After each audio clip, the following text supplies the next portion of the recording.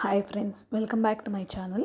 ఈరోజు రవీంద్రనాథ్ ఠాగూర్ వారి జయంతి. రవీంద్రనాథ్ ఠాగూర్ జనగణమన గేయాన్ని రచించాడు. ఇతను ఒక మంచి తత్వవేత్త, చిత్రకారుడు, గేయ రచయిత, ఒక మంచి కవి కూడా. ఇతను రచించిన కాబూలీవాలా స్టోరీ చాలా ప్రసిద్ధి చెందింది. ఇది ఒక మిన్నీ అనే ఒక చిన్న పిల్ల, రెహమత్ అనే ఒక పండ్ల వ్యాపారి మధ్య జరిగే భావోద్వేగాలను మనకు ఇందులో చక్కగా వివరించారు ఠాగూర్ వారు. ఎందుకంటే రెహమత్ వ్యాపారం చేయడానికి తన కూతురుని వదిలి వస్తే మిన్నీ తన కూతురులా చూసుకుంటాడనమాట. తర్వాత కొన్ని కారణాల వల్ల అతను జైలుకు వెళ్ళి కొన్ని సంవత్సరాల తర్వాత వస్తే మిన్నీ పెళ్లి జరుగుతుంది. అప్పుడు రెహమత్ చాలా బాధపడతాడు. అప్పుడు మిన్నీ తండ్రి హెల్ప్ చేస్తాడనమాట తన కూతురు దగ్గరికి వెళ్ళడానికి. ఈ విధంగా ఒక తండ్రి కూతురు ఎలా వాళ్ళ మధ్య జరిగే కాన్వర్జేషన్ని చాలా బాగా వివరించాడు. ఇలాంటి ఎంతో అందమైన స్టోరీస్ని మనకి ఠాగూర్ గారు అందించారు.